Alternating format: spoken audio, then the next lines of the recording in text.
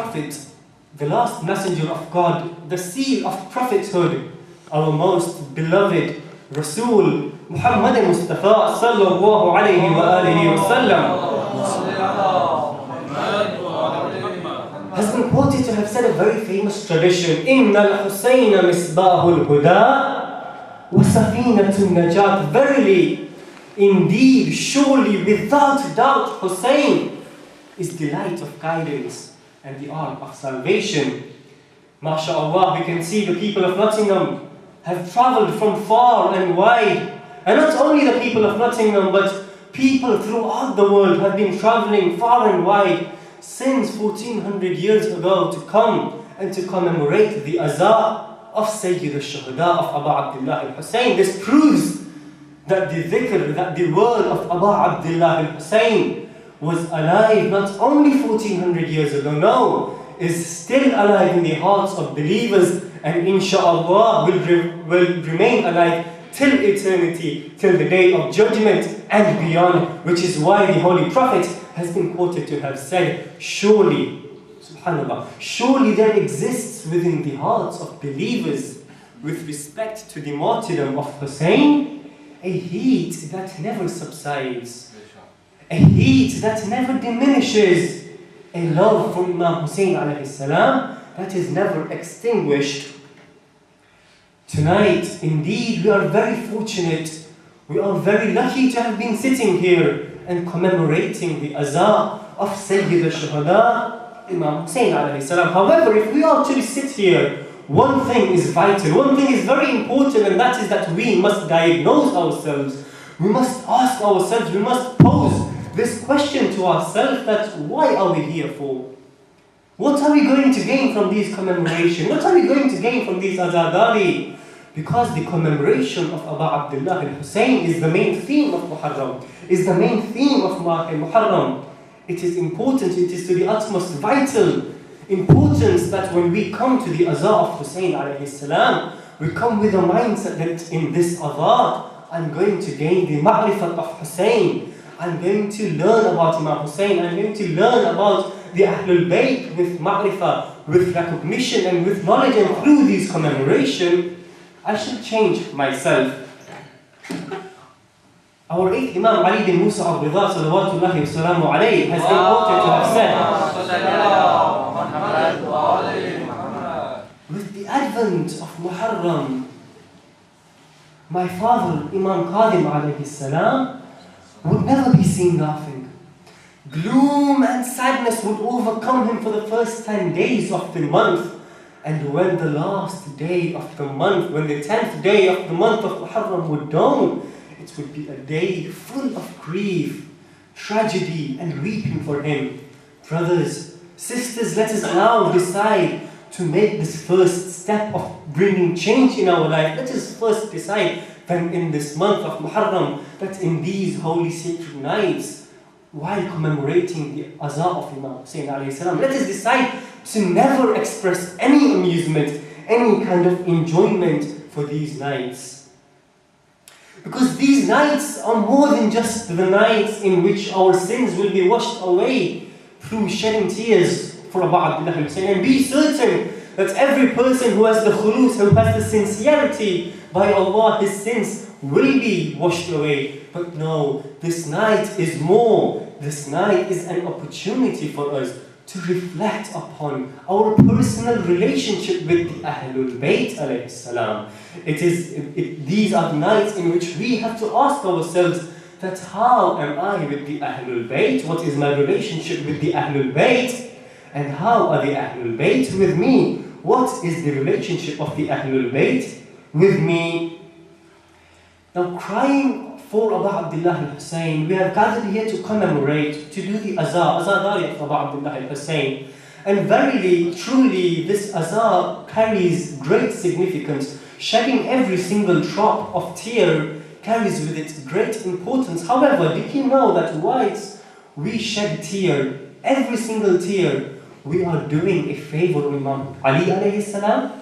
Yes, we are doing an ihsan, a favor on Imam Ali alayhi salam by shedding tears on his son, Imam Hussein alayhi salam. Let me now narrate to you a very short but beautiful story which signifies the importance of shedding tears.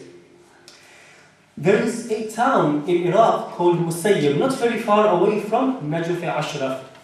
In that town, there lived a lover of Imam Ali alayhi salam. Every Thursday, he would get up, he would get out of his house, and he would go to Najaf. He would go to meet Imam Ali alayhi salam in his zari.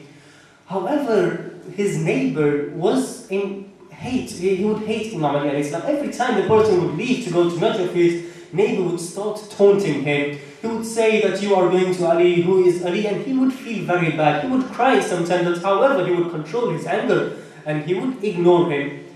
This abusement, this annoyment, as you may call it, continued for several times. However, at one time when the lover of Imam Ali alayhi salam was going out of his house to Najaf Ashraf, this neighbor, who happened to be a farmer, came out of his house again and he said, "Oh, you're going to Imam Ali alayhi salam. Who is he? Why are you going? What's the point of going to Imam Ali alayhi salam?" He said, "You know what, if you believe in Imam Ali alayhi salam so much, why don't you go and complain to Mawla Ali to punish me?" That person controlled his anger, but when he got to Imam Ali alayhi salam's zari, he cried uncontrollably. He said, "Mawla, I am your lover, I am your muhib, your ashik, but that person, he hates me, he hates you, he is abusing you.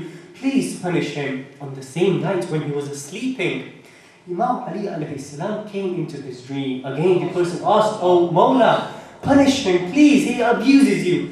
Imam Ali alayhi salam says, "No, he has done a favor on me." Subhanallah, Allahu Akbar. He, that neighbor, that farmer who hates me, has indeed done a favor on me. He's done an ihsan on me. Mawla Ali tells him in his dream that, let me tell you what he's done. He says that one day when the farmer was working, he was returning back to his home. He had a long day, he was really tired. Once returning to his home, he passed through a river. He was sitting down in a river, having some rest. When he saw the river, he was very tired, but he remembered that Imam Hussein alayhi salam died thirsty. He was thinking to himself, "Oh Umar Asad, why did Imam Hussein alayhi salam have to die thirsty? There was plenty of water for your army, for Imam Hussein alayhi salam." And at that point, unintentionally, without control, uncontrollably, his tears dropped from his eyes. Uncontrollably, he started crying, and that is why Imam Ali alayhi salam said to that lover of Ali, "I cannot punish him."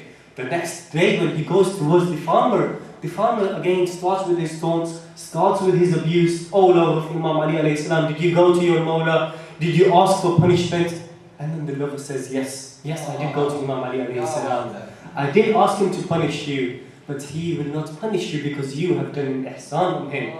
And then he narrates to him the whole incident which took place in his dream. The farmer recalls to himself that at that point in time when I was sitting in the river, no one was there with me, I was alone. There was not a soul to be seen. How did your Mawla find out? Verily, he is on truth. He repented for his wrongdoing. So brothers and sisters, this shows that crying every single tear on Hussein alayhi salam, which is shed, is indeed an ihsan on Imam Ali alayhi salam. Now can I request everyone to please recite a very loud salawat for the love of Muhammad and Ali Muhammad.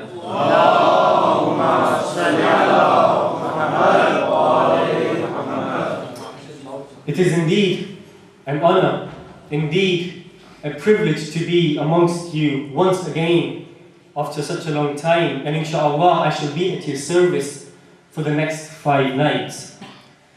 The topic of the series which I have chosen for these 5 nights is titled Imam Al-Mahdi Ajjallahu Ta'ala Faraja.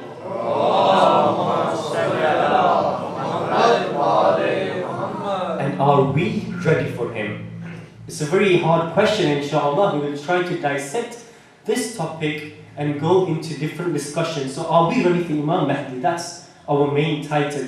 Inshallah, today I will lay the foundations, I will lay the main basic foundations of what we're going to be discussing. But inshallah, tomorrow we will ask the very fundamental question that now that our Imam is in Ghaiba, does he help us? Does he fulfill the duties? Does he fulfill the roles of the office of his Imam? If he's in Ghaiba, how can he help us? And inshallah, after that, on the 3rd day, we will, after having established that the Imam does have duties and that he does help us, we shall discuss our own duties as to how we can fulfill our own duties to our Imam Mahdi. And on the fourth topic, on the fourth night, we shall discuss the long age of the Imam. Now, of course, Imam has been in Ghaibah since 260 AH, and by this time he is of a very lengthy age. So this question is posed as to how is it possible that a person can live for such a long time, and inshallah we shall discuss about the long age of the Imam through references and through books, and will divulge into the topic of the Qa'im, the riser. On the fifth night, on the final night, after having discussed all these, we will try to tie all the loose ends, and we will try to conclude these lectures by discussing some characteristics as to how we can help Imam Mahdi Ajjallahu Ta'ala Farajahu Sharif.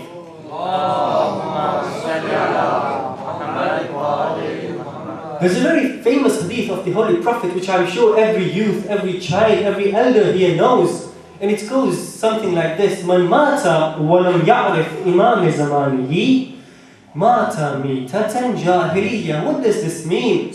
The Prophet says that whoever dies without having recognized, without having the knowledge of the Imam of his time, dies the death of an ignorant, dies the death of such a person of pre-Islamic era. So this, if we take this upon as an obligation, this is an important topic which we must discuss, and we must discuss this in depth.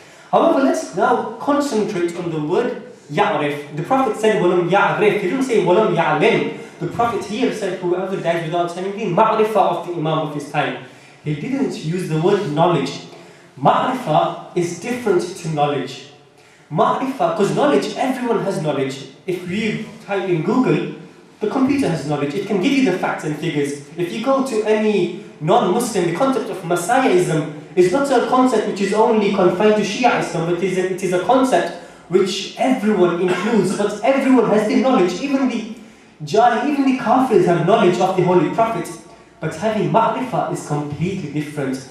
And inshallah, we will try in these 5 nights to have the ma'rifah of our Imam. Just as we have tried to have the ma'rifah of the Holy Quran in our hearts, we will try to land the ma'rifah of Imam Mahdi in our hearts.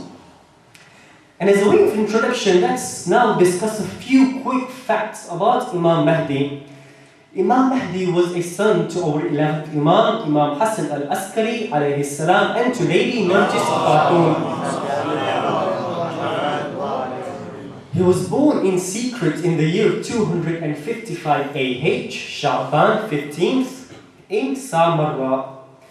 Within 5 years, Imam Hassan al-Askari alayhi salam passed away, and Imam Mahdi assumed the office of Imamat, of leadership at the tender age of 5. And this is when Ghaibat-e-Sughra, known as the minor occultation, started.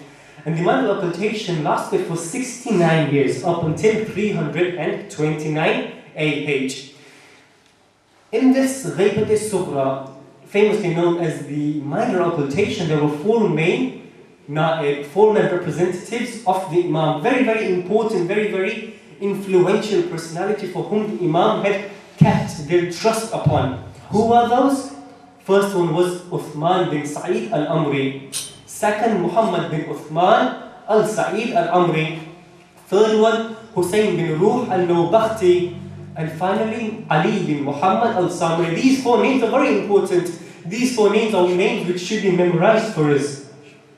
These 4 names are ones should be memorized for us, because these 4 people was the confidence of our Imam. These were important Imam. When the Ghaibat-e-Sughra, when the minor occultation finished, the Ghaibat-e-Kubra, known as the major occultation, started. And this is a period which is still lasting till today, and this is a period in which we